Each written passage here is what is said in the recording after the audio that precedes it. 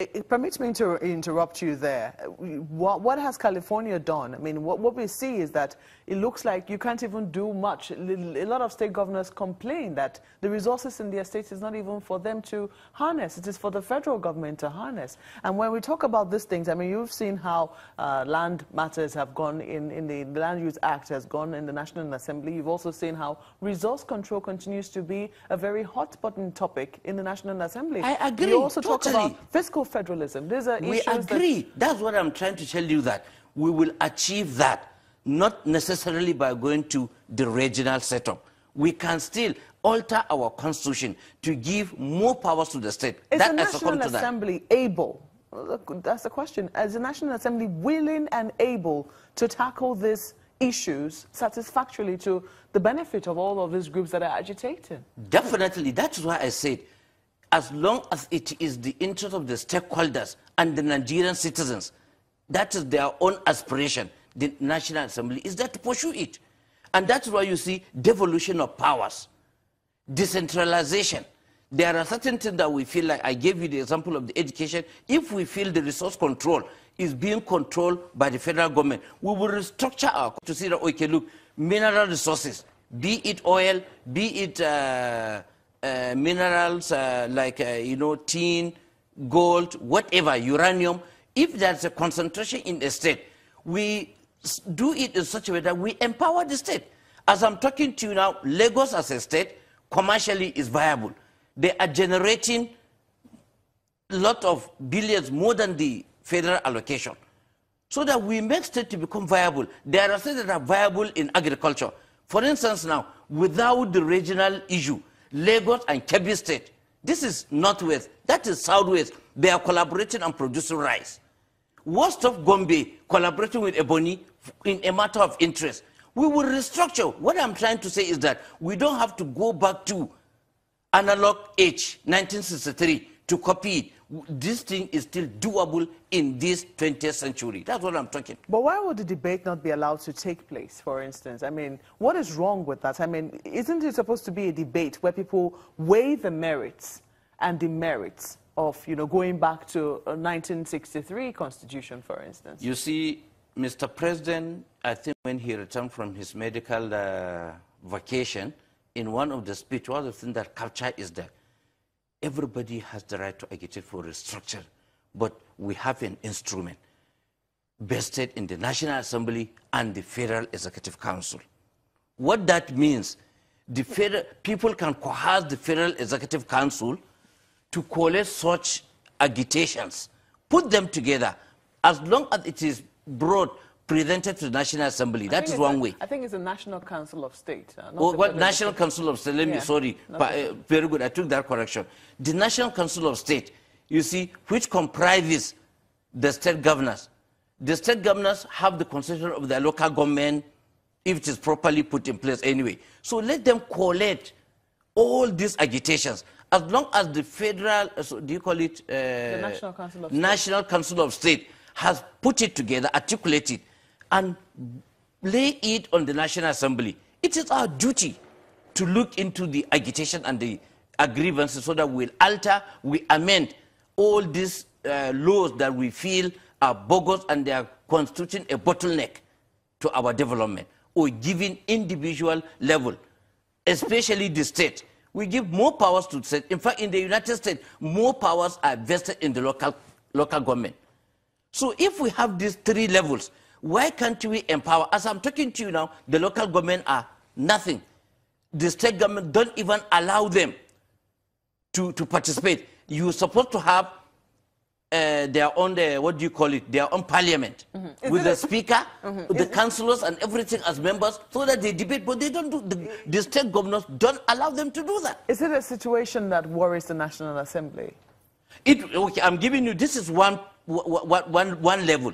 The proposal can come from the the National Council of State, like you say. But then the proposal, what I'm saying is, I mean, you have just stated something that is a known fact. Even though if you talk to a number of state governors, they're going to deny it. But it is known that a lot of local governments are non-functional. And how they're supposed to function has been deprived. I mean, they've been deprived from performing that way. Is it something that the National Assembly is worried about? And if you're worried about it, what precisely are you doing to correct it? Very good. Just like I told you last month or so, before we went on this vacation, we did constitutional amendment. You see how we try to empower and give local government autonomy. We voted for it. We didn't vote against it. And the only issue we have is even some devolution of powers too. That from the central, you know, that the level, the higher level, to the state and to the local government. So the National Assembly is willing, and that is why we voted. Now it is the duty of the whole citizenry, let me even question them, because some of these state governors that don't want local government to have full autonomy and financial control so that they can thrive too and, you know, pursue the laws that are relevant to them, will try to kill through their state assemblies. And we are now calling on the citizens. We have done our part. The next stage now is to go to the state assemblies. It is generated, and I can say it without fear of contradiction, that most of the state assemblies are being controlled, are pocketed by the state governors. So if they are very sincere in themselves, let them allow a free flow of agitations. And I'm calling on citizenry now to wake up. We are in a time of democratic disposition that you vote and pursue what you feel is right for you. So the citizens shouldn't wait any state government. We are not in a military dictatorship. They should wake up and make sure that these state assemblies function and they are not being pocketed by their state governors. By asking every member in the state constituency that, look, when we go there, this is what we want. We want to grant local government autonomy. We have to give them full financial and any other autonomy. If you refuse, you come back home, we are going to stone you. Why can't we do that? Let's build a pressure group. Pressurize our members in the state assembly so that they pursue what the resolution we did. And if there is any other thing that we want to do, the constitutional review can come today. So let me tell you that in the National Assembly, individuals have been proposing bill to amend certain section of the Constitution. And that's what we have collated right from the upper chamber, that is the Senate chamber and the House of Reps chamber. We collected this, and that's what we proposed, the present amendment. Honorable, what do you say to those who believe that the changes that they seek, the deep changes that they seek, cannot be achieved through the National Assembly? They believe that the National Assembly has been skewed in such a way that there are certain proposals that would never scale through. No. Have they given it a try? You see, this issue, there is a perception, and let me use this forum to clear the air. People felt, I am an elected representative. If I really came through due process, what's due process? I didn't buy my way. The electorate didn't come and ask me for money before they vote me. They voted me because they felt I can represent their interests. They didn't collect money from me. They voted me based on integrity. Then why wouldn't they come back to me so that I actually truly represent them? But the issue is that we allow the politicians on their own. Do you think that there's a quarrel between North and South over certain issues? I mean, when I mean North, the northern region, I mean the North as a region, yes, and the South as a region. I don't want to say officially it is, but definitely there is. Because of all this, I felt, I mean, individual, somebody from the northerner felt he has been cheated for whatever reason, and vis-a-vis. So it is there, but officially, it is not, because in the federal character setup, we try to carry all and sundry as far as governance is concerned. But probably, like I said, anybody is the level of our own individual patriotism. I am now Mr. Abubakar, Yunusa, from Gombe. The moment I was opportune or privileged to be at the corridors of power, I now look down upon any other section of the country and concentrated in my own region. That is totally wrong. Somebody, that is the level of patriotism. I should consider Nigeria that unitary purpose.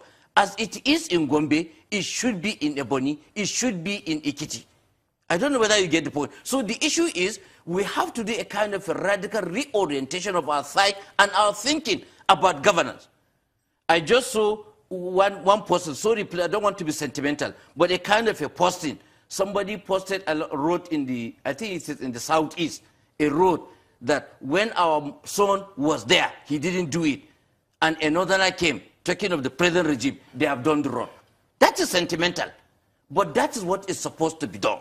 You look at the cleaning of Ogoniland that have given rise to so many agitations, and the Niger Delta, Milton, and everything. They feel that region has not been fed well. Whereas the resources, we have 3 or even 4 arms that takes care of that Niger Delta region. Niger Delta has been defined as oil producing state. I will give you that. We have National NDDC, we have even a ministry for Niger Delta, but the act or the parameters or the duties as enshrined in the act setting of this level are supposed to take care and meant for all this, but it's not being done. I am the House Committee member of the Niger Delta Development Commission. Go and see the rubbish they are doing as a commission. Well, Honorable, we definitely will take you up on oversight functions on another day, but we have to thank you most kindly for coming on Sunrise Daily. Thank you. Honorable Yunusa Abubakar is a member of the House of Representatives and also a member of the All Progressives Congress.